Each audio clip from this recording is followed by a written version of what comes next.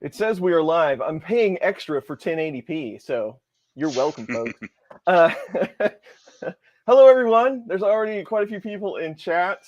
We are back again with the Voron Switchwire. So we spent over 14 hours building this guy last weekend, and I've spent pretty much all week tweaking things and being completely nitpicky about settings and where the print lands on the bed and all the good things we like to do.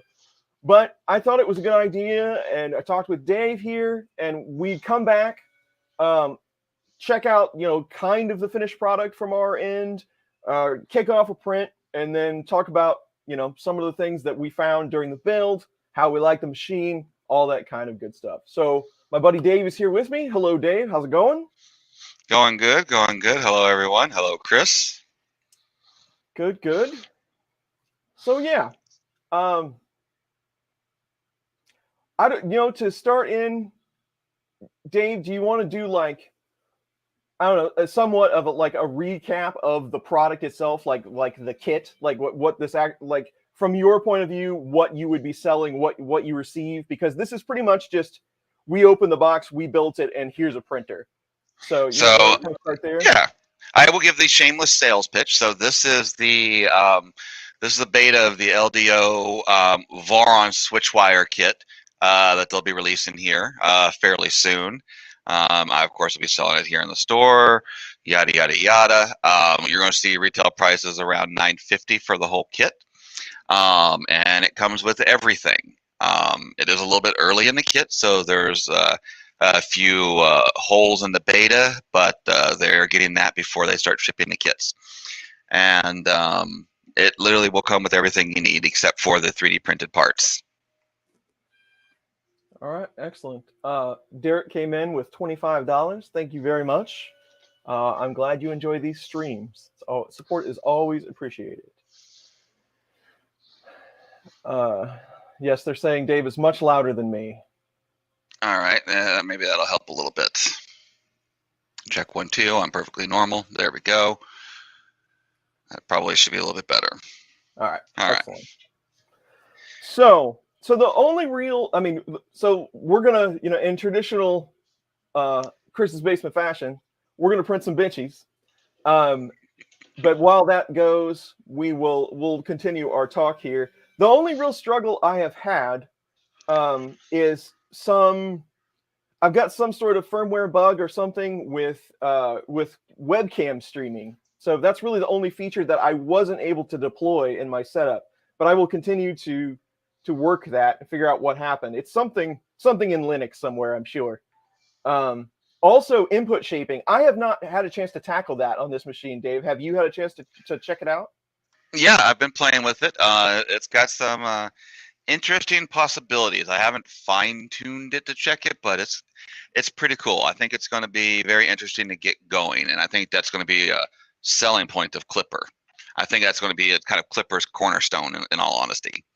Right. And I've got my nifty little sensor here hooked up, ready to go, but I have not used it yet. I did want to note one thing on this, Dave. This is the smallest Allen wrench for these little screws that they gave that I've ever seen in my life.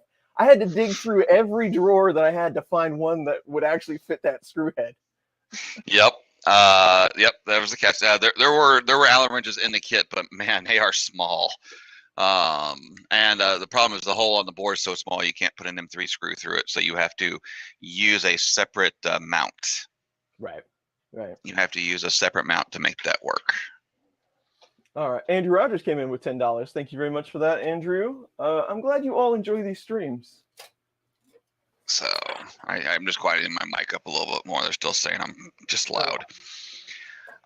But that's just because I have a presence. Yeah, my 10-cent tour. I'll do my tour first, so that you can kind of see what I did to mine. My 10-cent tour is pretty simple. Right. I'll go to my nice little wide shot here. I finished it up. She is officially named Tony Stark. I did the whole enclosure. I'll be honest with you. I'm probably going to take the enclosure off. I kind of like it as an open frame. But I had to. These grills are all open here, so I had to do a little extra to mine.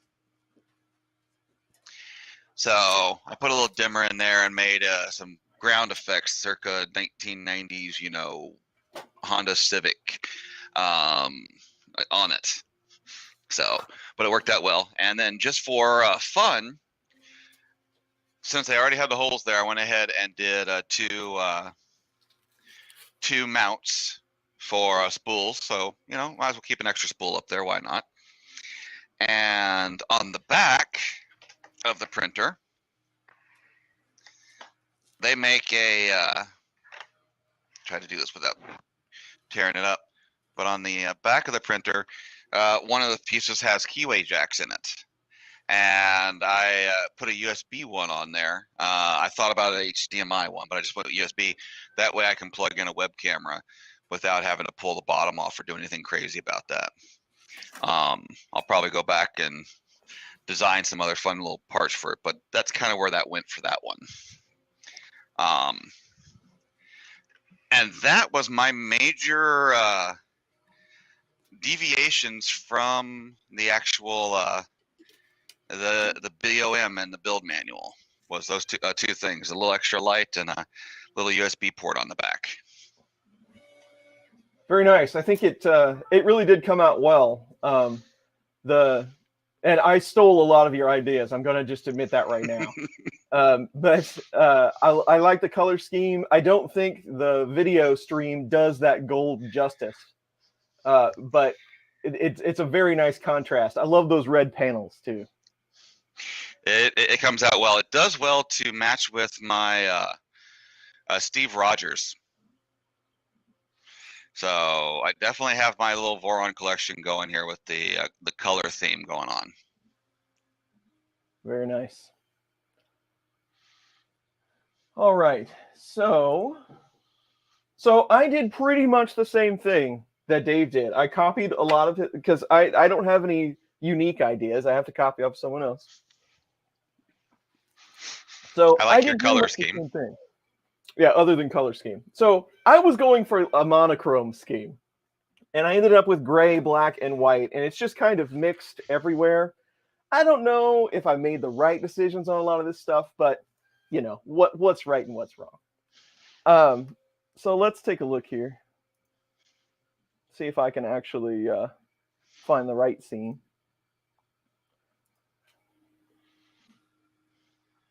You don't want to see that light. That's not good for you. So here it is. So I haven't come up with a static name for this one yet, but it's either a spooky printer, which I kind of like spooky. I think that's fun. But somebody during the stream also said it was Prince, and I really like the printer formerly known as Prince. I think that's pretty fun. But I did pretty much the same thing as Dave here. So I ended up with the purple frame kit and the cool the screen that they give you. Of course, you can change the LED colors. I had to make it purple. And then there's a lot of black on this. So I had all the black panels, but I did mix in gray and white just to kind of mix it up. And of course, controversial, if we want to talk about that. This is all PETG. And we will see how that goes down the road, right? But I did end up with lights and the same kind of purple glow. These are NeoPixels, so I could really get fancy with the G codes and stuff if I wanted to. But kind of the same kind of thing as Dave did. But there's a few things to look out for sure, and PETG is going to be one of them. Now, the Enclosure, I'm not really sold on the Enclosure. I think it's a nice option. It's an easy add for a frame like this, but I don't know that I will keep it on. For this machine, I don't know that I would actually need it, and I think it's pretty slick looking without it, quite honestly, because of the purple frame and all of that. So I'm kind of with Dave on that. I don't know that I'd keep the Enclosure, but it's a nice feature add if somebody wanted one. So that's kind of it in a nutshell. I think the purple came out really well on that, especially your little glow light in there. I was impressed by that. And yeah, I think I'm just going to drop the Enclosure. And the only reason why is because it's really tight to the frame. If you got to get in there and work on it, it's going to be kind of annoying. And the Voron guys, they've always had this thing with panels. They try to make it as simple as possible. They want everything to be as square as possible so that people at home can cut their own if they want to. So that's kind of where the design comes from, but I think that's kind of where its faults come from too, in all honesty. Yeah. Is that they were constrained by the simplicity of the enclosure, but the printer is pretty beautiful looking when you take it out of the enclosure. So I think we're kind of covering up a pretty thing when we put it in the box. Yeah, I agree. I don't know. So if you were a static user and you just wanted to use one of these machines, which this is one of those machines, I have no doubt that once you get it set up, it would be a workhorse. You wouldn't have to mess with it. But like just turning it over to work on the bottom, I worry about having the enclosure on there. But again, if you set it and forget it, you'd be fine. But I can't leave anything alone, so that's not going to work for me. You'll have another extruder on there in a week. I know it. Right. I'll be trying to print it like 10,000 XL or something, and it'll fly off, or who knows what I'm done with. but we'll see. So I guess let's get lined up and kick off a print here. I think that would be smart. We'll get that going for today. And then we can get to review and approve, as it were. I got my camera in for the pretty shot. So that might show the gold a little bit better for people. They can kind of see the gold a little bit better in that light. Yep, excellent. It's warming up. And oh yeah, people that didn't know, they actually, with the kit, where is it? There you go. With the kit, they actually do put lighting in there with it. And they have a cute little macro built in so you can turn your lights on or off. So just takes a little extra minute because it kind of has to slide into the code. Yeah, you can't really see it in all of this light, but I do have these LEDs on in here. And it, light and 3D printing, that always helps. I gotta admit though, I was surprised. I got a little surprised by the little light holder. I thought that was a slick idea. Yeah. The little fins and the slot to just slide in the LED strip. That's a pretty slick idea, and I really think it does help direct the light. Yeah, I like that too. That is a really neat idea for those. They could have easily just said, well, stick them on the acrylic with the adhesive on the back of the light, and you know how that works. They always fall off or whatever. I mean, they could have easily just pinched that in, but these parts are well done on that for sure. I thought that was a interesting thing. I'm surprised we haven't seen more of the kind of fins directional lighting add-ons for printers. Everyone else tends to kind of either take straight light bars or LED strips and just hide it behind extrusion or what have you. So I was kind of impressed by that. Yep, I like it. I designed my own light diffuser for Steve Rogers, a little V0, and I decided to only light it from one side because I only had room to put the camera on the side. So it's got that, and I never got around to actually putting it under control. But yeah, now we're waiting for it to warm up. Only reason why my lights haven't turned on is because it technically is a G-code command to turn it on, and I'm in the preheat cycle, so it's kind of locked up until it reaches temp.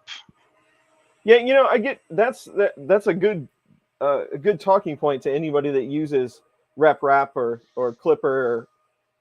You're not going to get those commands to happen simultaneously, right? So if you get stuck in one of these cycles, that's you're going to have to wait. And I've run into that like with some of the newer boards that run rep.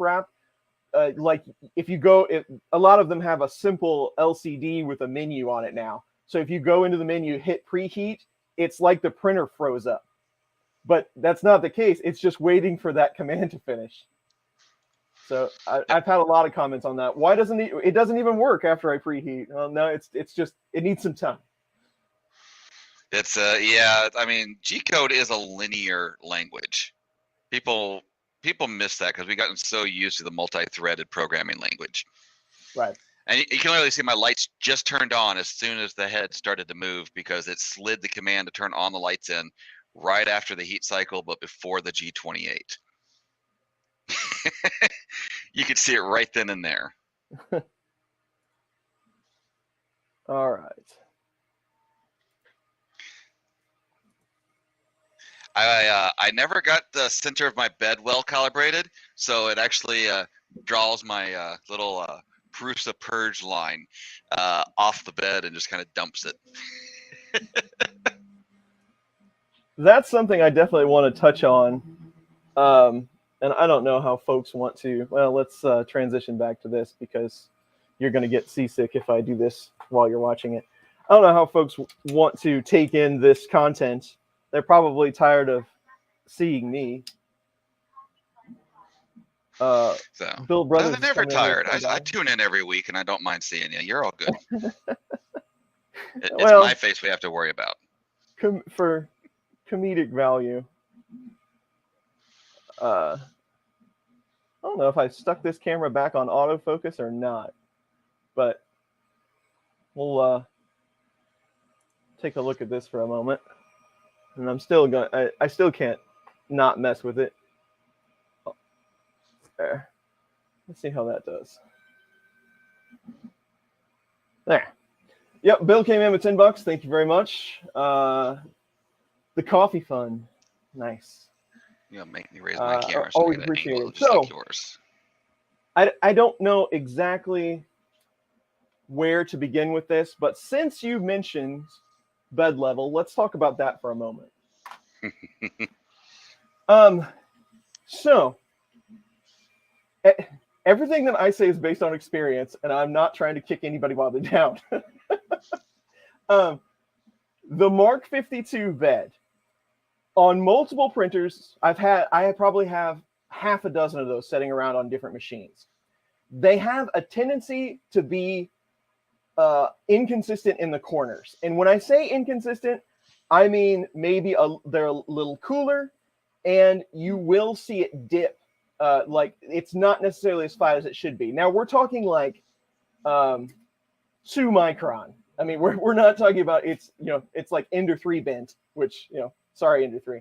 But if you're very diligent with your probe map and your height map and you want to look at things and you want it as perfect as possible, on these types of beds, sometimes you will see drop in the corner, and I did on this machine.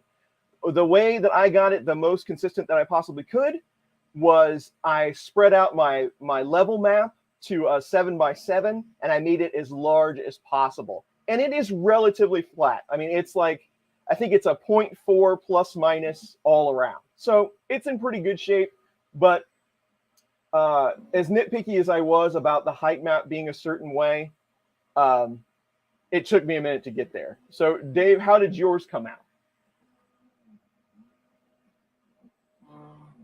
Or did we lost Dave? He's on mute.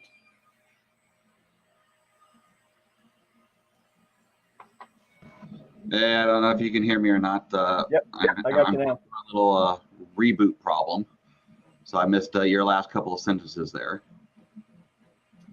Yep, I got you. You're back now. You were frozen there for a moment. But just talking about bed level and how did yours go with your height map and all that good stuff? So I had some issues, but there are, in all honesty, they are the issues that you would normally get with how should I put it? That I think you normally get with regular Prusa stuff.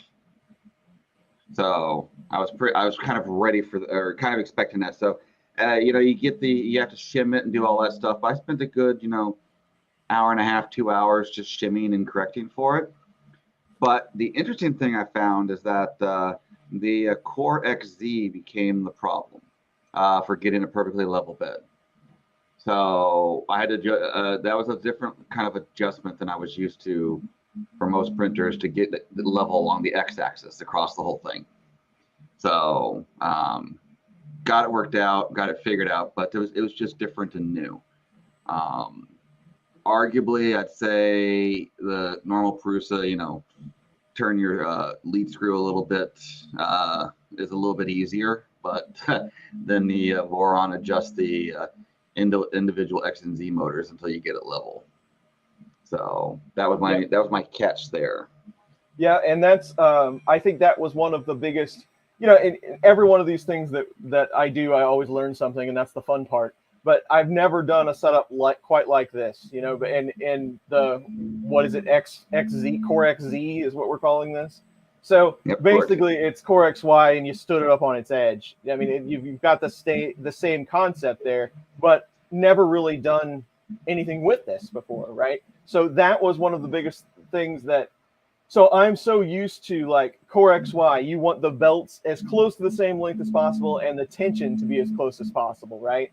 So I went at this with that method. Like, well, I'm going to get them, you know, exactly perfect, you know, in tune with each other, when it really didn't play out that way because of the amount of tilt that it could put on one side or the other based on tension. I had to kind of judge it like that rather than you know, then going just by how I thought the belts might need to be.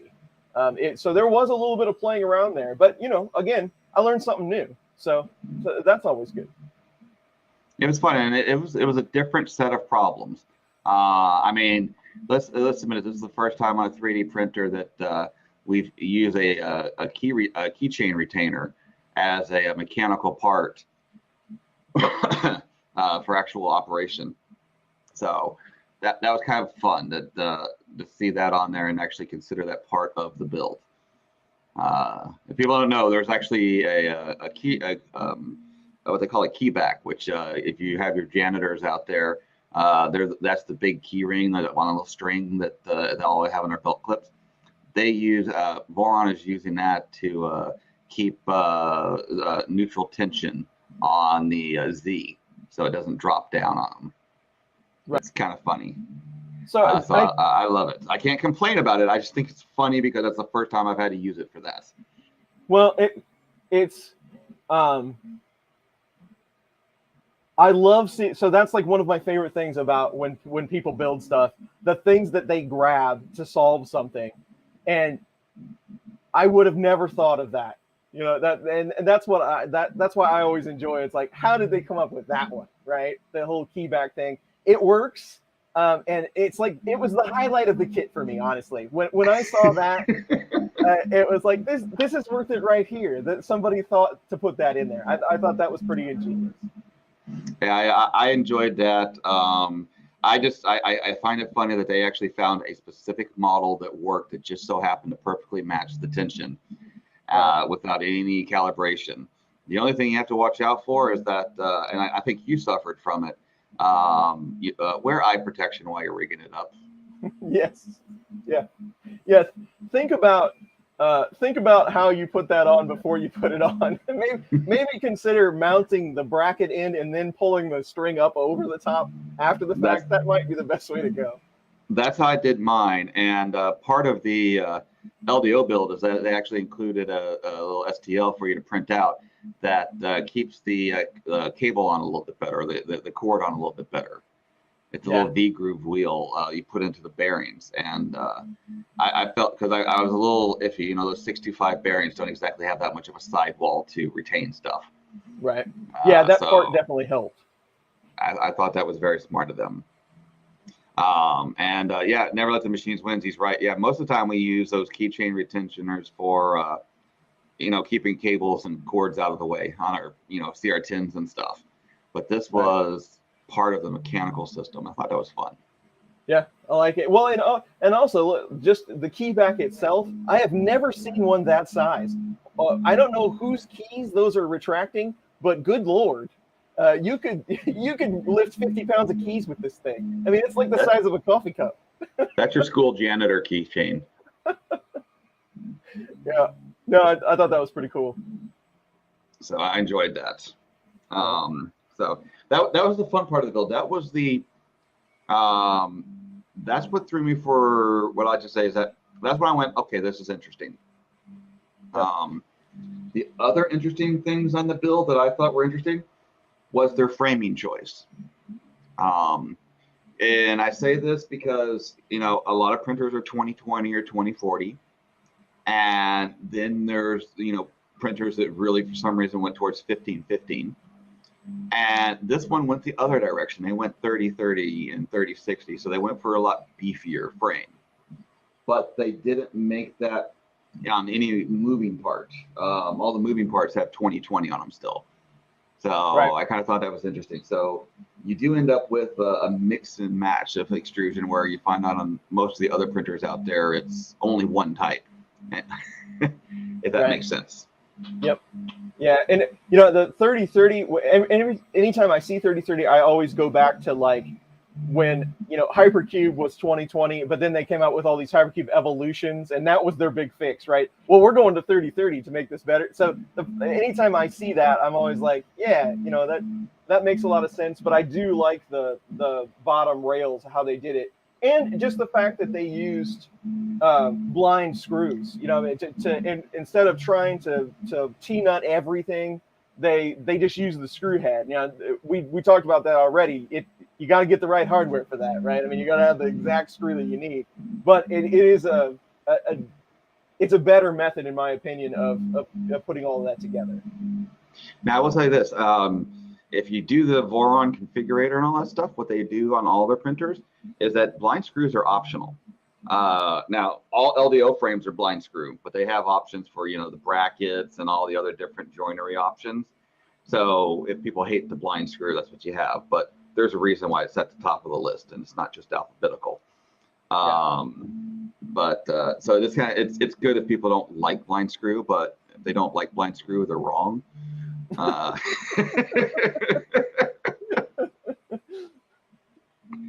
So, yeah. But it's a good assembly system. I think they did well on that. Yep, agreed. For the blind screw. My other compliment is the electronics bay. I say this about all the Vorons, but I really do like the electronics bay on the Switchwire. It's got a lot of room. It's in the right place. It's out of the way, and it's not that unserviceable. Yep. You know, if you try and service a Prusa, you know, in MK3, you are definitely squeezing the 3D printed cover and trying to push the cables into the hole and hide some stuff. Yep. It can get a little bit messy. Here they have a lot of room. And I will say this as a former cabling guy, I do appreciate that the only way to get a serial number from the Voron team, even though it's a novelty thing, is that you have to show your wire how good your wiring is. Yeah. So I think they take wiring pretty seriously and make access pretty good. So it's not bad for that. Yeah. Those are my compliments. Yeah, I am notorious for a wire mess. I am not much into wire management. If it works, I'll just leave it alone. But this setup, having all of the room in the bottom there, definitely made it easier. And they planned for it, right? And LDO did a great job of showing screenshots of how you set it up. The breakout board made it super handy. And they show you, okay, if these wires are a certain length for a reason, this is how you should run them, and it's going to look pretty good. So even I, in my haste of putting things together, was able to make it look somewhat neat and tidy. Now, it's not near as nice as Dave's, but for me, it's like immaculate. So we'll go with that. But I do like the bottom housing though. Lots of room in there. You know. And that's a good segue that we could probably go into, because you mentioned LDO motors on that one. What's your thoughts on the manual? Yeah, so the Voron manual, it's pretty good, but you have to know. So I compare it to the Prusa manual or E3D style of doing manuals. They tell you every little thing. And, it's, and I've done, complete opposites of this too, right? Like you do a second kit and they just give you enough information to make it dangerous. So if you compare it to something like a Prusa manual, it's not bad, but they assume a lot of things. Like they mention in there, they don't show you where the T-nut locations are. So it should be pretty obvious, but maybe not to everyone. So that was my, after you get the lay of the land and you know where they're going, it makes more sense. But it definitely takes a moment, I would say, especially for somebody that, you know, hadn't been doing this for a long time. Yeah, and there is the curse because a lot of times the documentation gets initially laid out by the person that designed the printer, and I come from an old documentation standpoint of the person that built it or designed it should not be the one doing the documentation on it because they know too much. Yeah. And I think that's where the Voron Manual missed a few things on that. And this is kind of true across the board. I see this a lot in pretty much all their manuals, is that they miss some keynotes, and it's just because they assume that everyone is an experienced builder, and that's all. And I do appreciate LDO doing their documents because they are stitching in some documents to make it a little more understandable with their kits, as well as kind of point people in the right direction. So they're doing a pretty good job of addending the documents. But my biggest complaint on the Voron Switchwire manual is we were sitting there and we were building the clockwork on it, assembling the afterburner, and then they just stopped and went on to the next thing and skipped over almost all of the afterburner build without a pointer to where to go next. Yep, and that's pretty much the only part that I ran into that I did stumble, because I've never put one of these together before. So I had to go find another manual that had that section in it. So that was kind of it's pretty obvious. Somebody just missed a couple of pages, right? They just need to throw a couple more pages in there. But yeah, so that just on the Switchwire alone, that I struggled with that a bit. Yeah, they missed a few parts there as far as the assembly, and they're like, wait, what? So. Yeah. And I get it because, the afterburner is a very popular add-on for all their printers, but, break out the afterburner. I was going to say, break out the afterburner and make that a separate project. That would make sense. But yeah, they're going halfway through the clockwork, and then they all of a sudden just jump over. I think it was like page 74 and 05. It was right around 76. They just kind of jumped. It was right around 78. They just kind of jumped over everything. They completely forgot the whole bottom build, the whole hot end build. So, little things. Yep. What was it? Yeah, there was a few parts they skipped over there. Not the end of the world. It was kind of. It off put us because both of us on air were just like, oh wait, they missed that. You know what? I know how to do this. I'm good. Right. So, it was right page 77, right before the idler install. That's what it was. Page 77, right before the idler install. They kind of missed those last couple of steps in there that threw everybody for a loop. That's what it was. That was it. But the LDO doc did a great job catching up on everything. So LDO did a great job with their documents. I did chat with David from LDO about some document add-ons, because you and I ran into the same problem of LDO's breakout board. The board is very condensed, so you're not quite sure you plug in what to what, and their document was missing it. So they're going to put in a couple extra graphics just to make it so we don't screw it up. Even Steve had problems with that one. So Steve had a problem with that one, and me and him were sending back notes on the breakout board to figure out who was what. So I was sending him pictures of my board. He was sending me pictures of his, and then we're like, oh, that's where we messed up.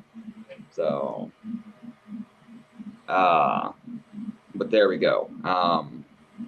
But that I'm going to put on is that they're kind of doing something that is not part of the Voron kit. That's just kind of what they're doing to upgrade it to make it a little more clean. Yeah. So, but that was a big problem with the manual. I'm okay with Voron's manual format, but I do think it needs more notes. Experienced builders, I'd probably say, like a lot of people watching right now, I'm seeing a lot of names in there that I would sit there and go, oh, they'd be fine, they got it, you know. But I worry about the newbies, if that makes sense. So, because there's a lot of people that this is not only their first build, but it's their first 3D printer. Yeah. And I think there would be a good project out there for somebody to make the newbie build vlog. Yeah. So, it's kind of funny. They did a pretty decent job on the software, but much like RepRap firmware stuff, the documentation on the config file is not exactly very well done either. But I will tell you what. I will tell you a catch that I ran into with my firmware, and you ran into the exact same problem. We both went with mainsail on our build.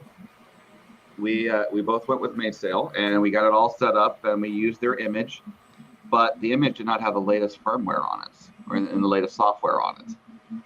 And I was like, sure, might as well update it. I'm here. I haven't used the printer yet. And it broke the config files, it broke the firmware on the board. It threw both you and me for a loop. Yep. It threw us, both you and me, and that's not the Voron guys. That's not even the Clipper guys. That's just the mainsail image file was just behind, and there was no, hey, warning about the recent updates. You're going to have to rewrite your config file and figure stuff out and add a few lines. So that took a while. I think you and I sent our config files back and forth a few times to figure out what was missing. Yeah. So it was working, right? I cannot remember. Yeah, I spent so many nights doing this, but I can't remember what I was trying to get around. But I think it was just like the start G code or something, prime line or whatever. And then you're like, well, I updated. Here's my new config file. So I was like, well, I'll use Dave's. And then I updated, and everything went to hell. I had flashbacks of going from RepRap 2 to RepRap 3, like, oh God. Now I have to start from scratch, right, and figure out how this stuff works. And I actually went back and okay, line for line, what does this do? And they use a few different types of code in there to do some scripting and things. I actually went and tried to learn how that worked. So I'm better off for it. But if I was a new person to doing stuff like this, and I didn't get on Discord and have them help me out, there's no way I'd get it done. Yep, that was the tough one, and it threw a loop because I did have to go through line per line and go through stuff. I mean, Steve sent me his to look at and the defaults and stuff like that, and I literally just had Notepad++ opened up, and I was copy and pasting from everybody everywhere until I got it the way I wanted it to be. Yeah. So and then clean up the file. But I will say this: Clipper does have it's starting to get decent documentation. I don't know if you started looking in, they actually are starting to list their commands pretty good with pretty decent descriptions and stuff. Yeah. So the commands are getting a lot better in Clipper. I think all of the support systems around it got to catch up to that, but Clipper in itself is getting caught up. Yeah, and I haven't used Clipper a whole lot in several years. But I was telling you this not too long ago, but I'm just trying to squeeze another knowledge base into my head, so now I have to remember syntax for Marlin, the RepRap, and Clipper, and keep them all straight. But one thing I have to say, once you kind of jump into Clipper, literal terms, right? Yeah, bed probe calibrate.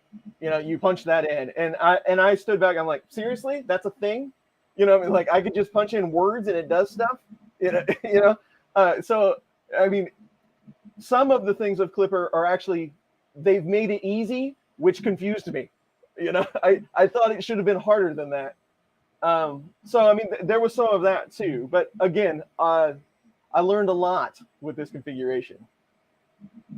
So, but yeah, it was fun for that one, because I've been playing with Clipper a little bit, since I got my V0, which, in all honesty, I love the V0 because that is your great. I want to see what a Voron like printer kit. It's got all the same things that you would expect from any other Voron. So I've been playing with that one a lot at home and figuring stuff out. I will say this though, Input Shaper was kind of a bear to get installed and get the accelerometer done. The best resource I had for that was Nero's video. Mm-hmm. So that was the best video resource I had for that. He has a little 15-minute Input Shaper, and I was like, oh, there it is. Okay, let's go. But I thought that was a little bit heavier of an install than it could be. I think that there needs to be some integration also with Python expiring here in not too distant future. So they might have to catch up with that one. Yeah, but I haven't jumped into that one yet, so that's going to be interesting. It's a fascinating idea. I mean, I'm surprised that more people have not integrated the accelerometer concept. Mainly because they're just so darn cheap. Accelerometers are pennies these days for the board. Which, if no one knew, LDO is also coming out with their little accelerometer or Input Shaper board. So they're making their own board set. Instead of you soldering wires together, they have this cute little flat ribbon cable. If you look carefully at both mine and Chris's printer, you can kind of see the cable hanging out the hole because we kind of have it hidden out of the way right now. But it's fascinating. It's an interesting concept. I would probably say one thing I understand about Input Shaper that we have to be weary of is if you're doing mechanical part printing, because it does kind of round over edges to help smooth things out a little bit. And if you need tight fit or those type of things, you might run into issues. Yeah. No, I think that's that to me that would be the main attraction for Clipper, offload the way it works, right? And people that watch these streams don't exactly know, right, everything about all of this, but people go to Clipper because you're offloading the heavy intensive processing to a high-speed processor like a Raspberry Pi compared to something, what we're used to, the old 2560 8-bit processor on these boards. So it does the lifting for you so that in turn you could print faster. You can process the code faster. But nowadays with 32-bit and all that isn't such a big deal. So today, in my opinion, the biggest thing, the reason to go to Clipper would be that input shaping. I think that's the real niche for this type of firmware. Yeah, I will say that is definitely an anchor point for Clipper, is that input shaper. Yep. I will say that's definitely an anchor point for it. There's other or whatever that new rabbit extruder is, the MMU. That also needs that, but those would be your two kind of driving forces for Clipper, in my opinion, right now. The Extreme Rabbit something. Yeah, I'm sure Nero will chime in because he's been building one, but it's like those two things are the main reason to have Clipper, or I should say they're the main reasons you should take your current printer and put Clipper on it. For Voron builds, Clipper is kind of the defaulto. But it would be fun to see Enraged Rabbit Carrot Feeder. Thank you. That's what I was trying to remember the name of. It's got a very logical 3D printing name. Yeah. As you can tell, the Enraged Rabbit Carrot Feeder. That just makes perfect sense. But those are the two big ones there. That'd be my big justifications for why you should overhaul your printer and put Clipper on it. Yeah. Other than that, I'd probably say stick with what you got. It's fun. Now, I still want to see someone put Marlin on a Voron just for fun. I don't know who would do that. I just want to see that just for fun, because we need everything out there, and that'd be a good one to have. Yeah. Well, and just a little bit more on Clipper. A lot of people are going to say the config updates on the fly. That makes Clipper more attractive. But from my perspective, we've been using RepRap for years, and that was always the attraction to RepRap too. Like, you just update the file, you hit the button, and you're updated. It reboots in a couple of seconds. You're good. So, yeah, exactly. That's why it's hard. And I'll say this, and I'm sure I'll get hate for this, but there is that whole RepRap versus Clipper versus Marlin fight that's out there. And I would honestly say, can't we all just love each other? Because in my building, I have every flavor of firmware, and they all have different reasons. So I find it fun. And I like Clipper for why I like Clipper. I like Marlin for why I like Marlin. And also, we just have to, Scott is one of the coolest guys out there. So that is true. There's always that factor, right? So, but yeah.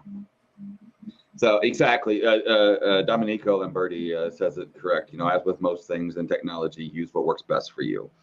So, but yeah, that's why I find it funny. So yeah, I do want to say this. I also really like to compliment the Voron guys on their individual components, their 3D design individual components.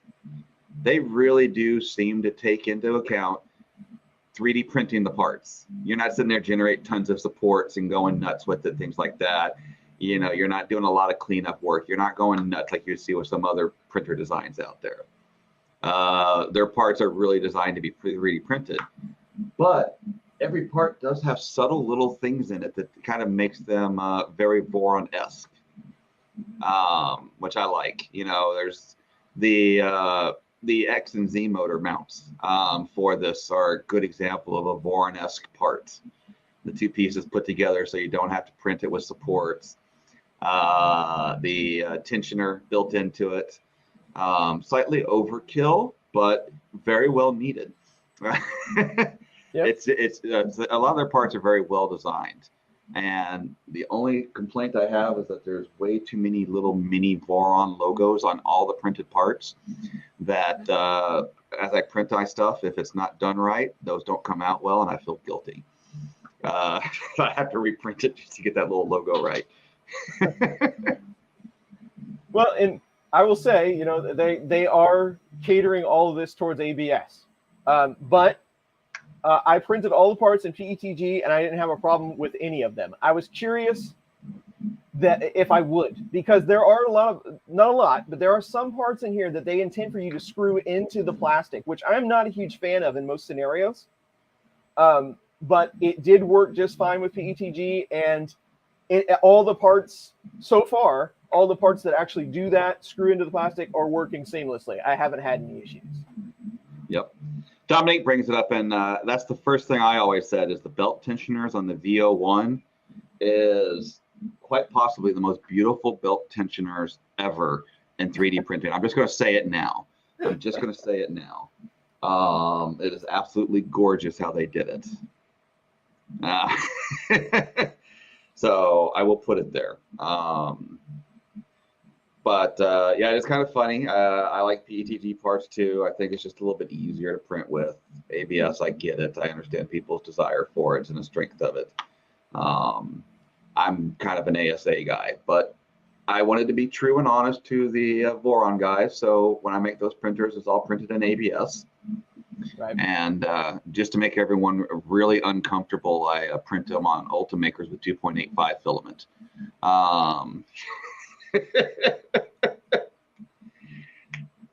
Just to break everyone's minds.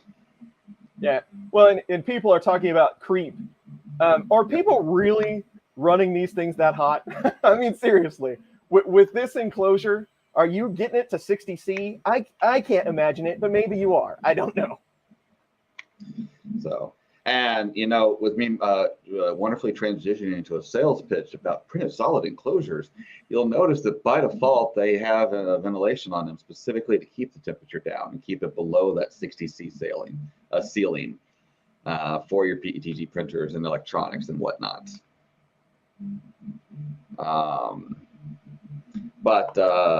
Yep.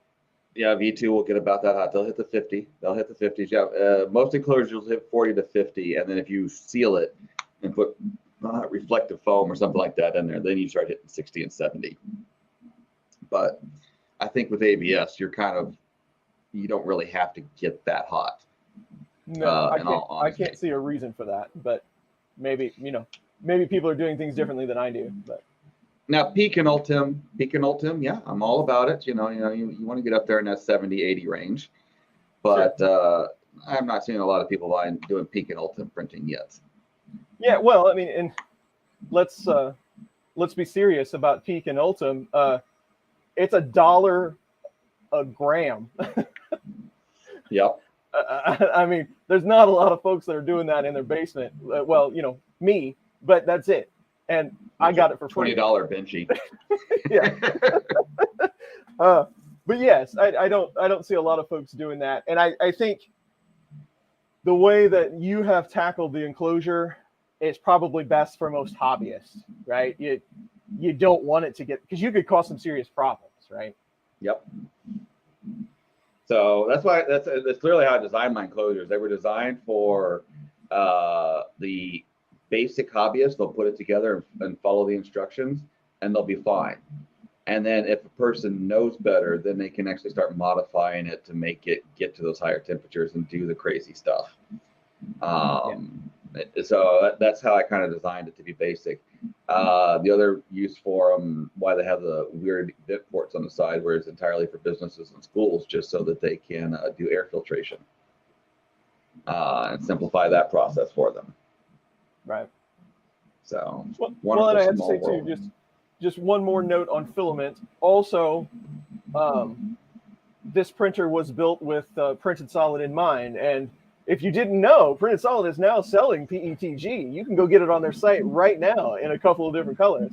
And this was all the filament for this build was sponsored by Printed Solid. So we appreciate that.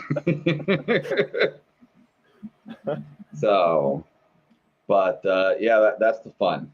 And then it'll be interesting to see how yours does it, because my PETG is on PETG is such a huge family of plastics. And the PETG that I use for our current, PETG is a little more on the shallow side of temperature. It doesn't require 250. It'll print pretty well at 230-ish. So it'll be kind of fun. It'll be fun to see how well it holds up. But no, I like it. I think they did well for it. The only thing I was disappointed in, I mentioned it there were two things I was disappointed in, and I mentioned them during the streams. I got answers for them, but I'm just still going to say I'm disappointed in them. There's no Y tensioner. Yep. I was disappointed by that. There are some people that already have made some aftermarket Y tensioners, but that was the only one I was like, that should have been in there. The other thing I was disappointed by was the large amounts of tapping into plastic for M5 bolts. That was definitely too large for me to tap into plastic. It works. It's just not my wheelhouse.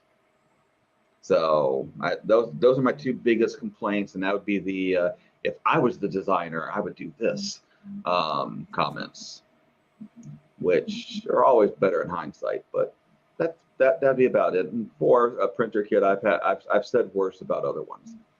Yeah.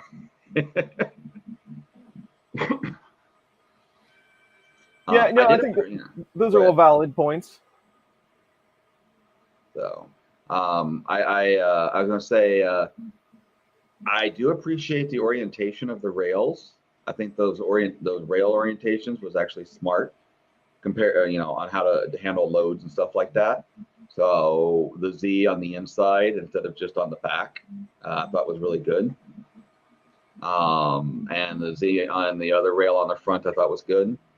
One thing I did not like was how some of the components on the afterburner are mounted. I did not like the probe being in the center of it. It takes a lot of work to get in there to adjust the height of that probe. Yes. I did not like that. That was frustrating. Yep. I ran into the same thing, and it really doesn't give you any like median setting to set it before you install it either. Yep. So you just kind of have to tear the whole thing apart and put it together, and tear the whole thing apart and put it together. I like where it is. I just don't like having to get there. If that makes sense. Agreed. It's aesthetically pleasing and it's in the right spot, in my opinion. It's just, I wish they had a different way. Part of me wants them to flip the screws around on it so that you can adjust it from the back, because you can see the back of the screws from the back of the gantry to adjust the height of the probe. So it kind of would be nice if they could flip the screws around, put a idler block in front of it and flip the bolts around so that you could actually adjust it from the rear. That was my big complaint on that one. And I had a clog on my afterburner because the default, it ran the extruder motor at half power or at full power, and it was creeping up really fast because the motor got extremely hot. So I had to adjust the temperature down, but I did have a clog.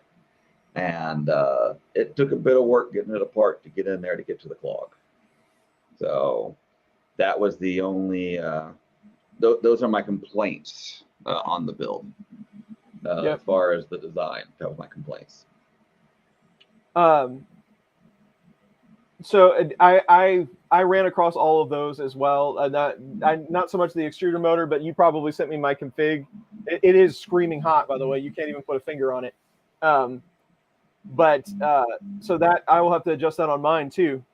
But the guy did a really good job at the beginning of showing you measurements, right? It's this many millimeters from this and that, and to set up your frame. But then they didn't give you any suggestions on where the X should sit, like left and right, because it's just on T-nuts. By the way, Mike mentioned rolling T-nuts in these kits, which I really enjoyed that. But you can skew X left and right just enough, and it would technically hit the belt if you didn't get it just where it needed to be. Yep. So there were some fine adjustments in there that could have used some measurements, but I think that goes back to the documentation. It's a little light, but they try to make it simple, but I think they made it too simple. Yeah. And I think that's where the flaw comes in. It relies a lot on asking questions for first timers. So, and beautiful pictures. Yeah. And people wanting to do this as their first 3D printer, I do not recommend that. No. I would much rather see someone get something lower cost, go through the pain points at a lower entry fee, and then come to something like this, but you're able to print your own parts, right? I think you're going to have a much better experience than if you had somebody print all these parts and you try to get it all together. So yeah, some people are mentioning my little complaint about the probe, and so you have to kind of remove the 4 screws from it, or 2 screws from it, to remove the fan shroud, and then you have to pull the whole extruder out. But there's a catch. You've got to make sure that the top 2 screws that you have with the little forks You didn't tighten those all the way down to make sure it was nice and firm like you would think. It needs to be able to slide in and out of that. Yep, Dennis just mentioned it. He just mentioned that little catch. So you have to kind of be pre-prepared to do that. So there you go. That just commenting on that part. But yeah, that was my complaint, was getting in there. Yeah. And of course, we can't sit here and say it's all sunshine and lollipops. We have to say our good and our bad. Yeah, I mean, yeah. If I didn't say what was good and bad, then why am I here? I'm just wasting your time. The good thing is that all the bad stuff we're pointing out is really good for people that are going to build it, because they can watch out for it. I don't think anything we've said is bad was like a showstopper. Yeah. So that's a good thing. And Steven's asking about the fan. It's the Afterburner design. Yeah, I'm not super familiar with it, but from what I've seen, it does an adequate job. I mean, it's got the duct shaped for the part cooling is made just so that you can pass enough air through, and it comes out the back cleanly, so you're not, you don't have turbulence in there. It's a pretty good design. I think it's more than adequate for pretty much any hot end you'd like to use. I have to admit this. I do find it fun that the parts cooling fan is above the heatsink fan. Yeah. That is kind of fun. I enjoy that. Yeah. You started to see that more a couple of years ago. Yeah, it screws with your head a little bit when you think about it. Yeah. So let's talk about something that I have a question on this whole thing, and it's more pondering this, and this is a project, right? So at the price point, the work that you have to put in to a printer like this, remember, it still is a bed slinger. It doing the X and Z how it does probably doesn't. I mean, the belt might be a little bit smoother than a Z rod, but most of the time, that's not going to impact you that much. So I always come back to, why does this exist? Why is this printer here? I get Voron. I get their designs, and a lot of their drop bed printers, and the 3-point leveling and super fast. You can print quickly and all that good stuff. But then in comes something like the Switchwire, which is just in a Prusa class, right? It's still basically a Prusa printer. It's just done a little bit differently. I'm not saying it's bad. I'm not saying I dislike it. I just, if you were going to build a Switchwire, there's a lot of other printers that you could build to do the same kind of thing. I would go with another Voron design, personally, if I were going to pick one to build. I was going to say, here's my interesting thoughts on it. When I look at the Switchwire, I feel like it was a Prusa, a Bear, and a Voron 2.4 all got in bed together, and this is the kit they had. That's probably a good way to put it. So it was kind of fun. It's a fun build. I don't think it gives you all the advantages that you would expect with the Voron, but it does let you have that Voron-esque feel to your bed slinger in your room. So should it be your only Voron? No, it probably should be your second Voron. That's probably a good way to put it. It should be your second Voron. It may not be your first. But then there is the other flip side, where if you want to look at it, it could be your first Voron, because it gently leads you into the Voron family. It's like, oh, I got my Prusa, I got my Ender 3, I know what I'm doing, I get it. Oh, this is very similar to that, but let me change a few things on it. Because by the time you get to, because if you go Switchwire, you are doing a regular bed slinger, but with the Voron-esque bed slinger.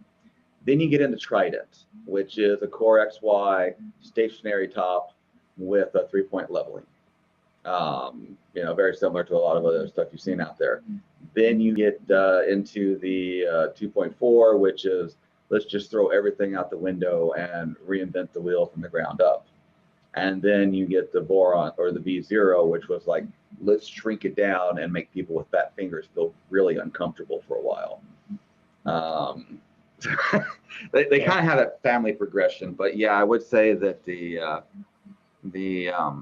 Switchwire is the hardest one out of the family to justify as a standalone. It definitely should be as part of your ultimate game plan of going full Voron in your family. Yeah, and maybe that is the case. Maybe that's the steps that you take, right? So you have a couple of Prusa style machines or whatever they might be, and then you jump into the Switchwire because you would be. Sorry about that, Eddie Mosier. Thank you very much for the 20. All is well right here. Hopefully everything is going well for you, but much appreciated. But so you're still in the Prusa family with this kit, so you kind of know what's going on, right? You're not jumping into a completely different design, but then you have the complications of you have an increased skill level by building one of these, right? I mean, it's not as straightforward as something else. You will learn a lot putting together one of these kits. Yeah, I think Alan got a good way to say it. The Switchwire is a good Voron trainer. There you go. And it's not a bad printer to have sitting around, in all honesty. I mean, it's a good printer. And I would say it's a good competitor to a bare-built Prusa. I'd say it's a good competitor to that, price-wise and what you actually get out of it. Right. And I also want to state about the people that are watching this and listening to me talk about it. I'm not expecting anyone to defend this. I'm not being trying to be critical. It's just it's all perspective. And this is your kind of first time with Voron, so yes. this is your intro to Voron. This is my third Voron so far that I've built, and I have half of a Trident sitting at home that I'm building. Very nice. And playing with that. I will get through the whole family of Voron just because I like their build, and the manuals are just shallow enough that as I'm building, I will spend half my time going, what the hell do they mean? What is that? And then you figure it out and you get that great sense of satisfaction from that. But that's because that's just kind of the person I am. I like to suffer while I build. So, no. But yeah. Dennis has got a good point because you can switch a lot of these bed slingers into Switchwire. There's a lot of people out there with that convert Ender 3s over to this, right? And borrow a lot of parts from it. If you look at it, I mean, if you look at this machine side by side with an Ender 3 that somebody went way over the top with, what would you do to an Ender 3 to go all out, right? Well, you get some linear rails, and you'd get removable build sheets, and all this kinds of good stuff. You'd beef up the carriage and all that. So I mean, I could see that. I mean, especially if somebody really because I've seen a lot of people take Ender 3s and just spend all kinds of money on it, right?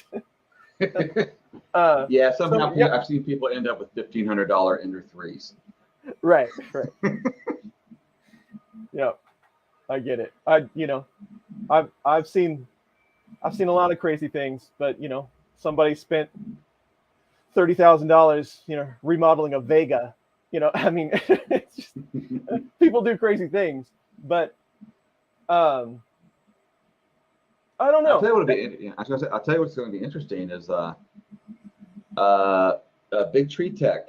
They put a photo out. They didn't tell a lot of details, but from the picture, I'm going to assume I know what they're going to release. And I don't know any more information than what the public knows, but it seemed like they were showing off that they were going to build a Raspberry Pi board with the control board already built into it.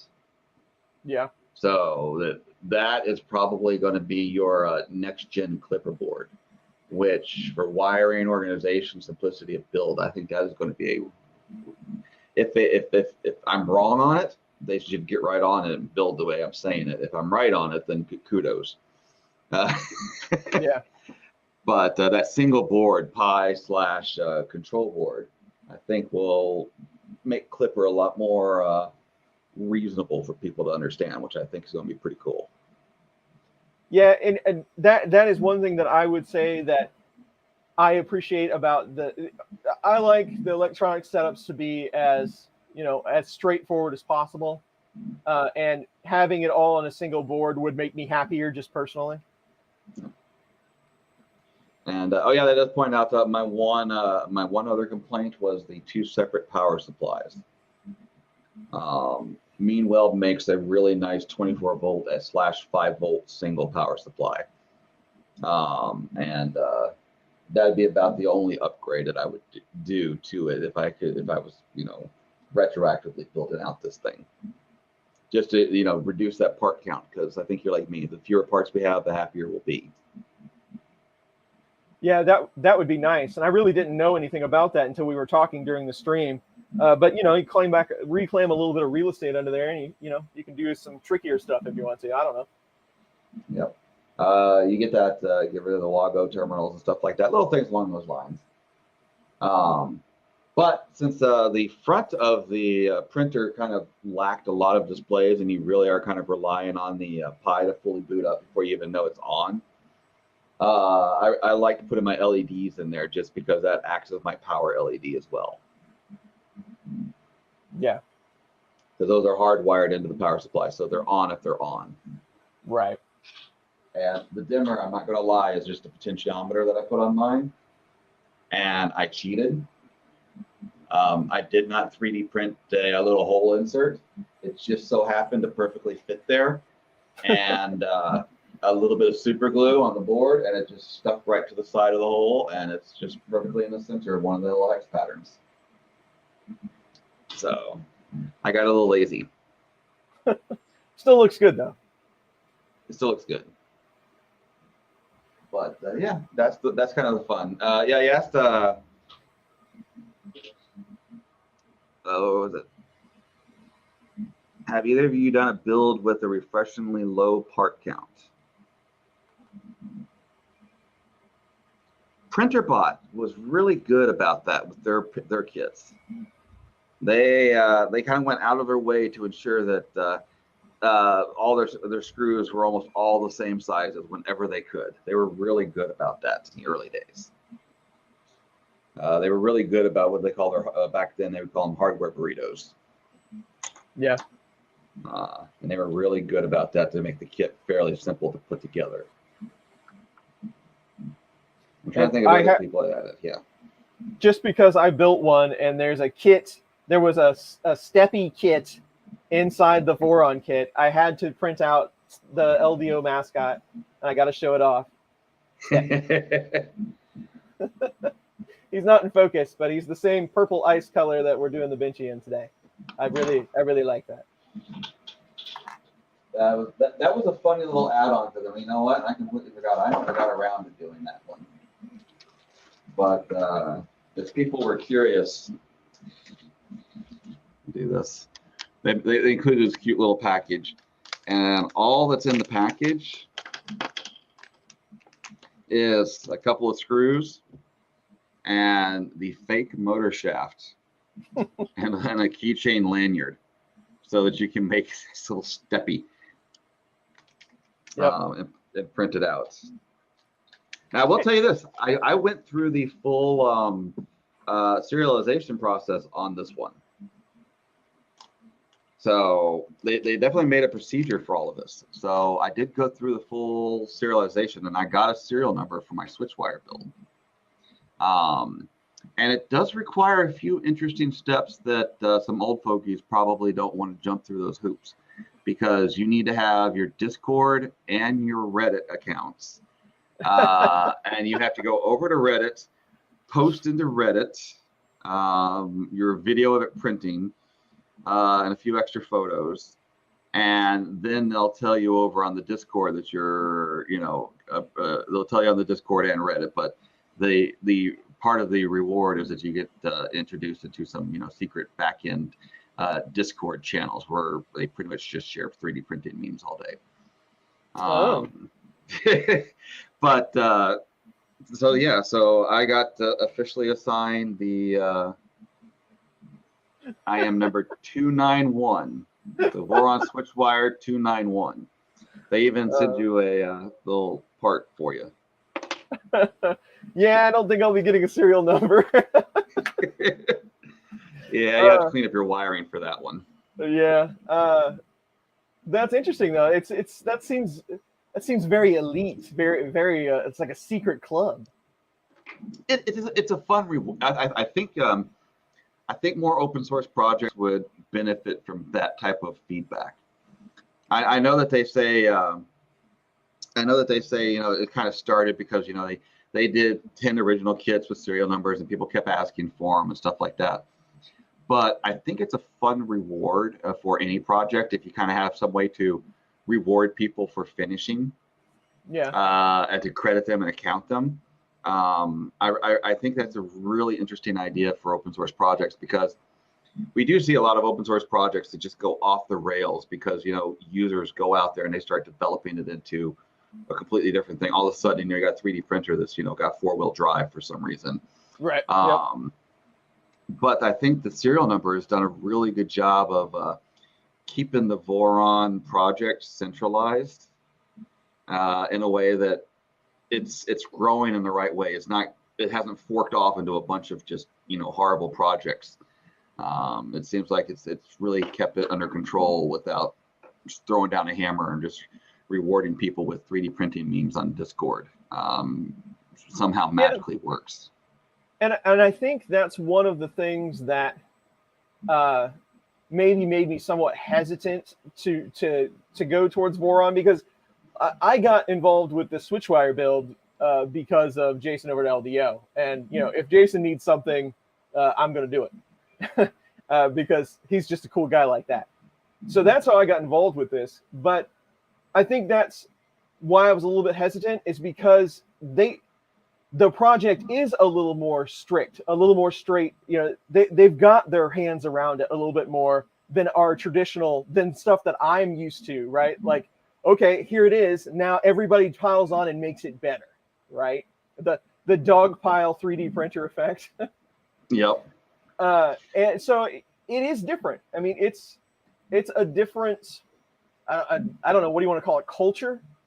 A different culture, Yeah.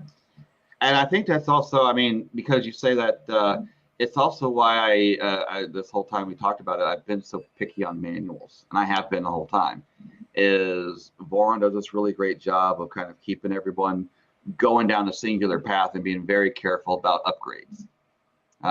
They kind of help people and guide them in the right ways and be very careful about upgrades. And I think I pick on the manuals because, you aren't supposed to deviate too much from the build. And if you do deviate, you better darn well make sure that it's keeping up with the project type of thing. So, and they get to do all that without still sitting there saying, we're open source, and they are not being disrespectful of open source licensing. So I will say that, and that's pretty rare today. I see a lot of groups that are being disrespectful of open source licensing, and they're doing a good job of keeping with it. But they still have managed to be able to keep control of the path, as I like to say. Yeah. And I do find it fun that the biggest argument that I see, Discord and Facebook and all that, that I like in the Voron community, is the printer kit argument. I love that one because, yes, there is a Switchwire printer kit. Nightbot has been tweeting it out. The printed solid will sell, made by LDO. Yada yada yada. It'll be on sale soon. But I like I like that there's a good culture in the Voron group of the self-sourcing. I really appreciate that. I find self-sourcing, one, personally satisfying, but two, everybody and their grandmother is out there searching for the parts that best fit them. You'll see people spend, ungodly amounts of money on rails, and then you'll see that somebody else, they'll spend $3 on it. Right. And you get to personalize your builds that way, and I find that that's good. And Voron doesn't officially endorse any single kit, but LDO tries really hard to make sure that they respect and honor all of Voron's requests and thoughts and theories, and they've even, they chat with them to make sure that they get it just right. But they don't officially support any kit. So there you go. They always have to say that. Right. It's an interesting animal. I mean, it is. Just trying to look at it from all sides. The Voron as a project, they've been around quite a while. It's different on how I traditionally do things. It's not necessarily, I don't know that it's bad or good. Honestly, I don't have a lot of experience with it, but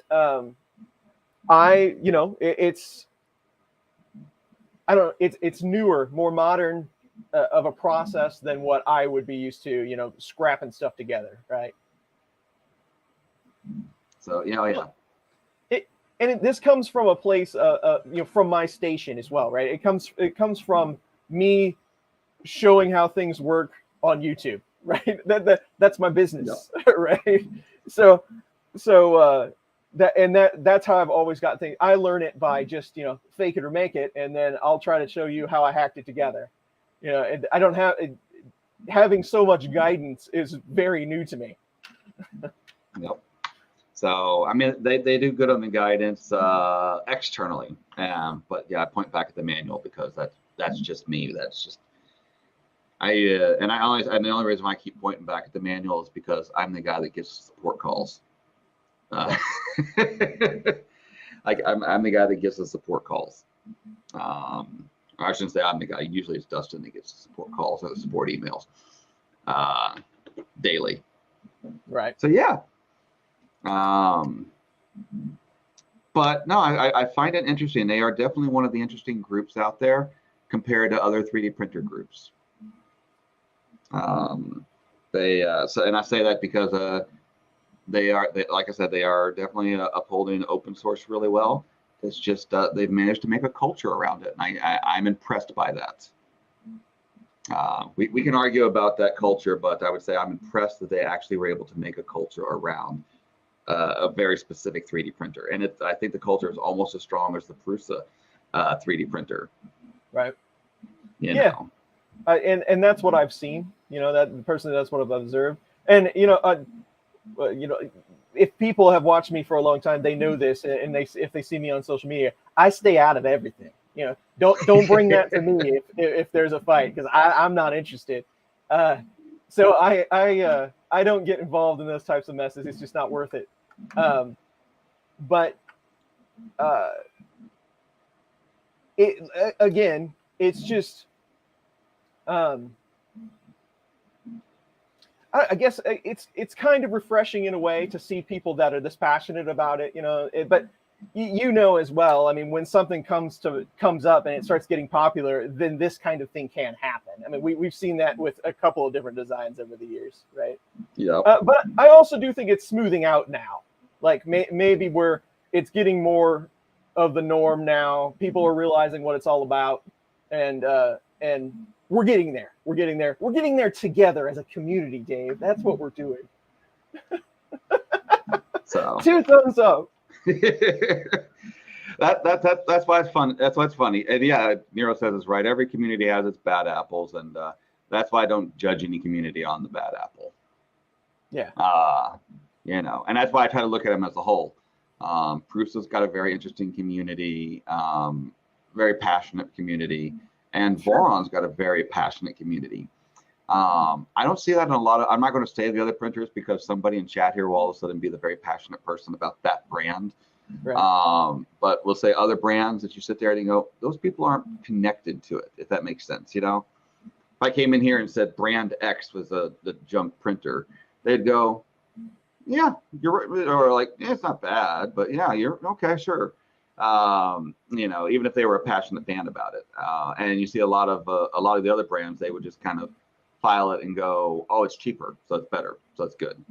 It's that type of thing. They aren't attached to it. But Voron and Prusa definitely have passion behind their brands, which I like. Yeah. And it will, because it's the new hot thing, and I know this is a Voron stream, and we'll get back to Voron in just a second, but just give me 2 seconds or 5 seconds on what you think of the Prusa XL. I actually really like it. There is a lot of problems that they solved in that one printer. And I would honestly, in all honesty, I sit there and I go, dude, slow your roll for, do like Apple. You should only have done like half those features so that on XL2, you had something to upgrade to. Yeah. They've definitely put way too much in it. People that argue about the price, I'm going to say, nope. I think the price is pretty much on target for what it is. I mean, and since this is, we're talking about Voron stuff here, I have seen a lot of people, immediately step up and say, oh, Voron, it's better and cheaper. And you have to make an argument because a Voron 350, by the time you're done, is going to be about a $2,000 build. Right. So they are in the same category. So the fanboys of both sides have their answers. That's going to be interesting. And the fanboys of both sides are going to have a very interesting answer. What I'm going to like, or what I'm going to be interested to see, is how much of it Prusa does allow into open source. And I will be interested to see what the Voron group does with it. Yeah. Because there's some interesting tech in there that I bet you the Voron guys could kind of throw some of their little mixture at it and make something very interesting, like the extremely rabbit feeder crew, whatever, ERCM. I keep screwing up that name because it's just such a weird name for their multi extruder. They kind of re-engineered the MMU. Yeah. So, and I mean, it really seems like Clipper is going to load up just fine on the Prusa XL. So that should be fun. I'm sure that that should tweak some people the wrong way. So it should be entertaining. Well, and it, the value in the Prusa, right, is the special sauce. Well, yes. And the support. Yes. But you remember, so Mark II and Mark III were kind of back to back, right? There wasn't a whole lot of time span, and we've been riding Mark III for a while. And you can speak to the Mini, but that I think that's a different conversation. But so we've been riding the Mark III this long, but you remember when the Mark III came out, and all of the conversation that was back and forth about the features that it had, and what they did to make things a little bit easier for us as a user. I was very hesitant. Almost. No. Supreme, thank you very much for the $5. So much appreciated. Your Wanhao is just as good as any printer I got. But you remember when it came out, I was very hesitant to go to the Mark III because there was too much magic for me. Honestly. It's like, you mean it does what? And it does this, and what is centerless homing? That's ridiculous, And I wasn't bad mouthing it anyway, but I was so I get stuck. As a user, it's like, well, it should be more difficult. Why are they trying to make it easy? And that the XL is going to do that same thing, I think, all over again. Yep. It's going to be very interesting to see what happens when it comes out. So I'm excited. I'll tell you an interesting MK3 story that should make any Prusa fans in here extremely jealous. So before the MK3 came out, I was at Maker Faire, New York. Had a booth there, and right about 2 booths down from me was the Prusa booth, and this was where they were going to premiere the MK3. And of course, all of us little booth people, we got to get away from society, so we have to go hide out back, as it were, for a while. Mm-hmm. And I was hanging out there with Joseph, just chit-chatting it up, talking business and all that stuff. And he goes, "Come with me." And so the day before anybody else knew, I got to peek at the MK3 and Nice. go over all those details and have Joseph give me the personal tour through it. So everyone gets their little, get to be a little bit jealous on that one. So because I sat there and a lot of the stuff I went, oh wow, look at that pin. Oh, that's pin to 3. Okay, thermal. Okay, you got that fixed. Oh look, flex plate. Oh, that's okay, fascinating. Ooh, powder coating, fascinating. Right. All the little things he put in there. And now we look back, everybody and their grandmother's got magnetic flex plates with powder coating on it. Yep. And let's not forget, he was the guy that said that's what you should do. Yeah. So, I'm kudos. And the XL's got a lot of those features that I just think are going to propagate through the industry real fast. That bed heater bed, I'll be honest with you, I thought that was really smart because don't forget, there is still technically a surface over top of that. Yeah. And even if you use a heating pad on a aluminum plate, you have to go fairly thick to limit the amount of warping that happens. Right. So when you kind of take into account that they're doing these individual zones, but they are accounting for the warping underneath the bed, it's very smart. And if you look at how they're doing it too, it's very smart. It's still a single PCB. If you look at the video close enough, it's one PCB with just all the slots cut for tension relief. And then individual controllers mounted on it. So it's a very smart design for that. And because before that, don't forget, like G-Create was one of the big guys that made a dual zone heater for their bed. Right. Yep. There wasn't a lot of people doing even dual zone. And for the XL to immediately jump up to 9 zones, it's 9, right? Yeah, it's not 9, not 16, but 9 zones, that's pretty smart. Yeah, that's crazy stuff. It also gives them an interesting thing they can do because they can actually make it power saving. Right. Over time, they can actually cycle, since they have control of all of them, they can actually cycle the power up and down for each zone so that they don't have to run them all at the same time. Yeah, it's going to be pretty exciting to see how all that rolls out. With a firmware update, they could dramatically reduce the amp drawage, the amp usage of the printers, and build a print farm that maybe an entire print farm of 30 printers could still run off 120 amp circuit.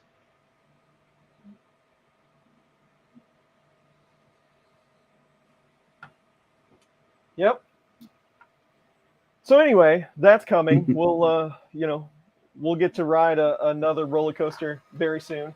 We get to have fun with this too, because we can praise it for now, but we all know that in 9 months when it finally does finally arrive, and everyone starts complaining about some little issue that we didn't realize. So it should be interesting. Yeah, it's going to be a fun next year. Yeah, just please don't make it vertical artifacting. Yeah, I can see. I got so sick of hearing about that. But anyway, that's another subject for another day.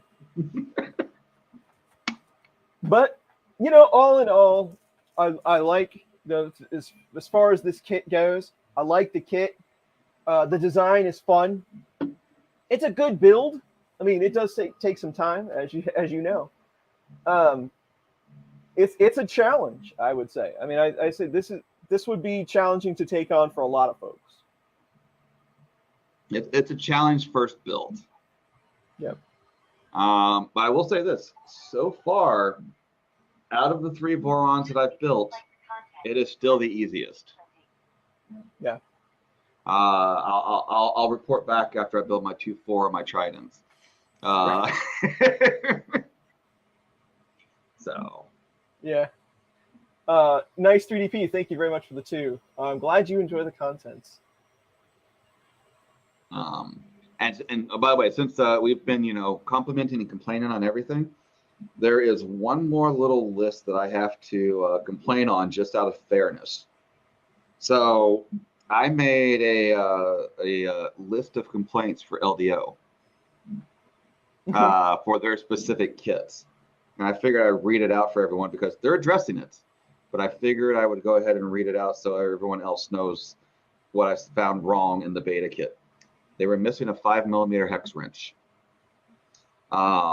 It needed a few more M325s and a few more M320 screws. The VHB tape was a bit short. They needed about 500mm more of VHB tape in their kit. The extruder motor cable was too long. It should only have been about 100mm. And the LED has a little strobing effect that something like a smoothing capacitor needs to get fixed. That was my full list of LDO complaints for their specific kit that wasn't Voron related. Out of those 6 things, talking with LDO, all 6 of them are being addressed. So they'll be part of the kit. So that's pretty good. That's pretty good for something in beta like that. That's pretty impressive. Like when I opened the box and started going through stuff, I was pretty impressed with how things were grouped and packaged, and just how many things that they did include. You know, it was pretty good. I was pretty happy with that. I mean, for the first shot, and that's mainly because the guy making the kits and deciding the BOM for it is building the printers. He's building it to make sure it's actually right. So it's really hard for them to get the kit wrong. Yeah, I wouldn't be surprised if that slight strobing effect that you and I are seeing on the LED lights is quite literally a 50-60 hertz problem. I would not be surprised on that at all. Right. And just be alienated because of that problem. So I give them kudos for it. Yeah. I am the best 22. Thank you very much for the 5. That's an interesting question. I don't know if it's going to read it out loud or not, but Scara type, that's been around for a million years, and you're right. There's probably not a ton of info on how to build one. Yeah, you know what? I mean, as much as, you know, especially like, I remember Scott has been doing a lot of work on the Marlin and Scara. He did a lot of work on that, and no one ever uses it. So it would be an interesting project to just be like, we should use it once. Yeah, right. It's not, I mean, Scara's got a lot of problems as far as, you know, mechanical motion, but Scott did all the work. He deserves at least somebody to do it once. Yeah. Yeah, that'd be a heck of a build. You talk about learning some stuff. Yeah, you learn some stuff you probably wouldn't use ever again. But and I mean, it's mechanically, it's surprisingly simple. So build wise, it should be a pretty straightforward build. Very low part count, should be a pretty easy build. It's the software that should screw with you, because there's no absolute X and Y. Yeah, right. Well, my benchy is actually looking pretty good. We're getting kind of close to the end here. I got a few strings there, but nothing serious. Yeah, we're getting close. I'm at my roof, and it's, you know, starting to draw it out. It's almost done with this ridge. And yeah, I thought it was an interesting format, kind of how we wanted to. You and I chatted about this beforehand, was how we were going to handle the stream, because we did 2 full days of build last week. It's definitely a longer build than you're used to with your printers. And, you know, then having me, you know, build alongside of you, how do we do this? How do we do today's format? And I like the idea that, you know, we kind of did the traditional, you know, you got to print a benchy. That's how you prove a printer technically works. That's a Chris, classic. And then we spent the whole time while the benchy's printing discussing, spend the whole time with printing the benchy, just discussing the good, the bad, our opinions, and kind of being frank about it. Yeah. And, you know, I have to be a little bit in salesman mode, but it gives you the chance to be kind of brutally honest in what you thought, because this is your first Voron as well. Right. So I thought it was an interesting format, and it's not a bad way so that you're not rushing at the end of a build to be like, all right, here's what I think. Now, you and I had a good week to play with these and figure stuff out and build a long list of compliments and complaints. Right. Yeah. And you know, I agree. I was a little disappointed that we didn't get further than we did, like that on that weekend. I would have liked to, you know, gotten more time to get it moving around and things like that. But you're right. I mean, it took a lot more time than I thought it would for sure. I thought it was going to be an 8-hour build, and nope, we were at 17 hours till I got the plastic coming out the end. Yeah. And I don't know about you, but I probably spent another good 15 hours tweaking and tuning and finishing up over the week. Yes, I spent a lot of time this week. In fact, I didn't get a whole lot else done. Spent a lot of time in the evenings this week trying to get it to work how I expected it to. And that was everything from, you know, pulling it apart and adjusting the probe to setting up the firmware so that it would do, you know, it would prime the extruder and do the retracts and things like that I would expect it to do to get a nice consistent print. So there was a lot to do. So, yeah, I mean, I was able to do a V0 in like 10 hours, I think, was my first V0. It was about a 10-hour build, 12-hour build, I think it was. So, and I did that kind of straight. And that wasn't bad. And I was surprised because that's a hard build. I mean, I will be honest, it took longer to do the Switchwire, but the V0 is technically a harder build in my opinion still. Yeah. It's just so darn small, and it's just because I have fat fingers and it's such a small build. Yeah, I could definitely see how that could be more difficult. You know, and I can put the V0 in the Switchwire.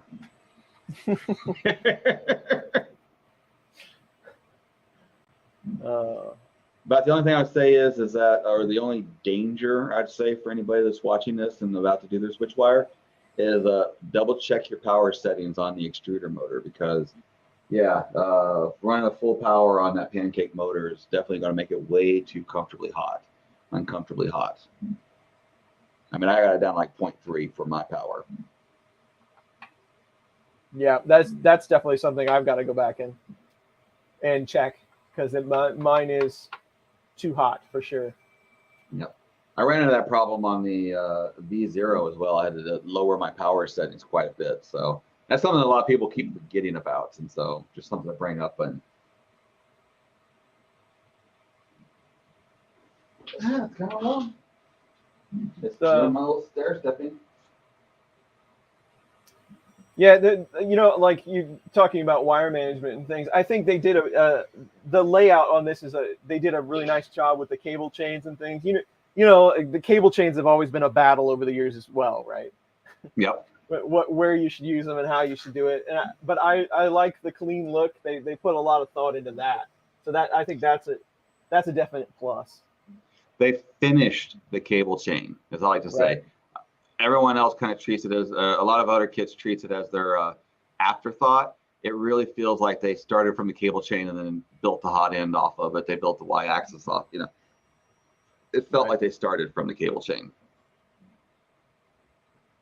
So that's that I appreciate. I mean, it's a really nice cable chain. Wasn't well documented in the manual how to mount it. I mean, I had to ask you. I was like, where the heck does it mount on the Z? Right. I was confused, so it missed a few little points there. For sure. Little things like that. Yeah, though I will mention the printed parts was a bit confusing to me, because there are a lot in that. If you go out to GitHub and you pull down the project, there are a lot of printed parts out there, and there are some extra ones from that the LDO kit requires that are a little bit different. So. Yep. And maybe that's something that I could help with and do a little bit better. Like, okay, these are all the parts that I printed, you know, to get the LDO kit done. Maybe that would be helpful to some folks. But yeah, well, like if anyone watched those streams, I had to stop and print another part during parts of it because I didn't get the right one for this kit. So that is something to be aware of. Now I will say this, and I will defend that problem set, because I of course ran into it too. I printed the wrong parts, but it's because the kit's still technically in development, and I know LDO is working with some of the Voron guys to get the final parts done. So I expect the print log to actually be more correct when the final version comes out. You and I got the curse of some of the stuff we were printing. They're just like, oh, here's the file. It hasn't been released yet. So print this out and use this instead, because it's just for that kit. Yeah. We had a lot of that going on. So I defend that one and say I can't have a bad opinion of that until after the final kit's released, because that was very beta for us. Yeah. That was Agreed. very beta. So I'm almost done here. I'm reaching the top of my chimney. I might beat you by a minute. Yeah, I think you're gonna beat me. Woo! Just out of curiosity, Dave, what slicer do you use for this? I was using Prusa slicer. Okay, I didn't modify anything. Just straight up Prusa. Yep, that's what I did. So yay, I'm done.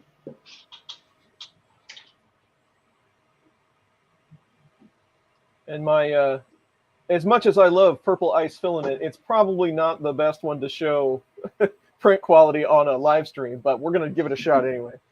Yeah, I used one of my mixtapes, which is pretty translucent too. So Yeah, it may not be my best choice either. That's what we get. So you can see a little bit through it. yeah. Here, while mine's finishing up, I'll put you full screen. Didn't do too bad. Not terrible. You can even see the verbiage on the back of the boat. Did good on the chimney. Decent on the overhangs. I got no stringing on mine, but don't get. I spent a bunch of time on PID tuning and a bunch of time on input shaper, so I was trying my best to get as much of it out as possible.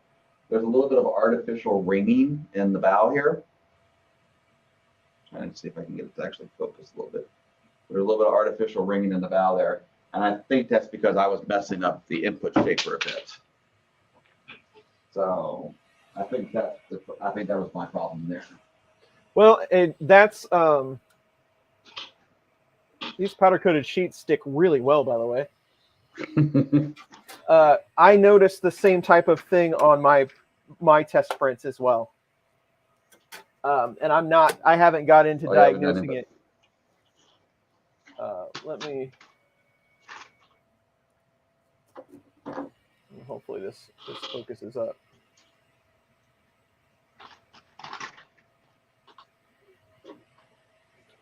I've messed up the focus on this camera somehow. There we go. Yeah, I have the same type of thing, Dave. That same ringing in the X. So I'm gonna have to troubleshoot and see what's causing that. And it's been on all my benchies so far. But I haven't really done any tweaking. But I mean, part cooling, as far as consistency and all that stuff, it's a nice benchy. Finish is really good. Again, the purple filament's going to make it really hard to read anything, but you can see that a few artifacts here and there. There's a good view of mine now. Yeah, let me switch back to yours. There you go. So, our friend the benchy. Good old benchy, the Chris Riley staple. So yeah, but you can see a little bit of the artifacting in it, and I think that's just going to require some input shaper and some reworking, but that's not too bad, especially for a first print. So there you go. Well, I didn't even intend to do that, but you got a nice shine of the purple light on the table behind it. It's almost like I knew what I was doing when I set up that shot. That's what we like to call art. And I know that's not correct because I have no idea what I'm doing.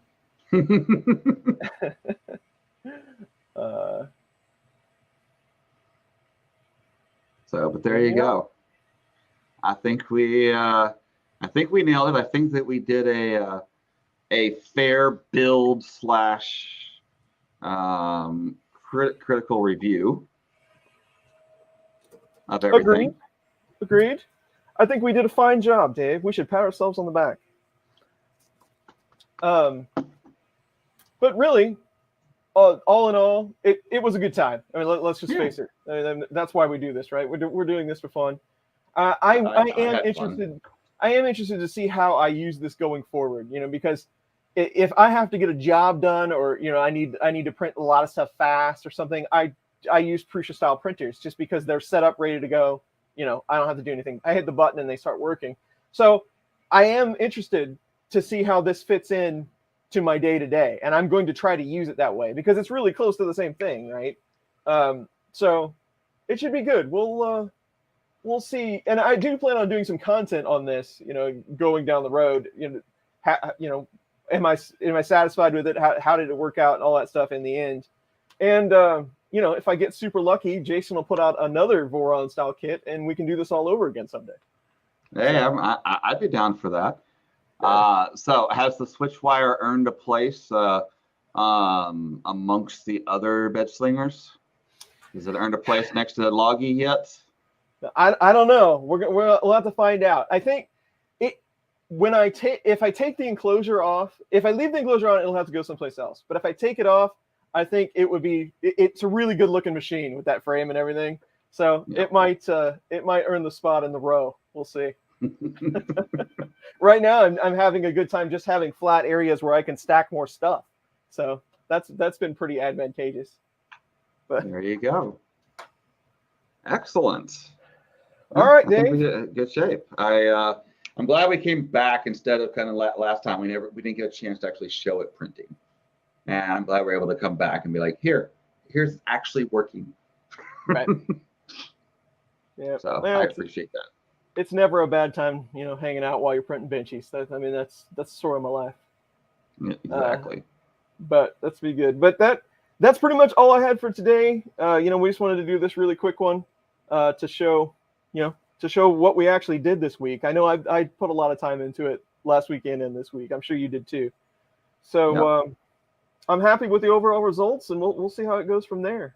But final thoughts for you, Dave? I'd say everyone should buy one from me when it does come out. There you go. That's my thoughts. I got bills to pay. But no, in all honesty, I think it's a good build. I think it's a good build. I don't think anyone would regret building it over a lot of other kits. So I do think it's a good build, and I would definitely compliment the Voron team on it for what they did. It's got holes just like every design does, but I would definitely compliment them on it because it's a good design. I'm not sure where it fits in the world, but it's a good design. Yeah, agreed. I can echo that. Agreed. All right. Well, that's pretty much it. Thank you for everybody that joined. Thank you for the tips and the support. That's always appreciated. You know that. But yeah, thanks for everyone that came to all these live streams. It feels like I've done 45 live streams recently, and I appreciate everybody that comes to check us out. And hopefully someday we'll do this again. I know this won't be Dave and I's last co-live stream. We'll come up with something, I'm sure, before too long. So we'll see. I had fun. Yeah. Excellent. So take care, everybody, and we will hopefully see you soon, and have good holidays if I don't live stream before all of those happen. But we'll see. You never know.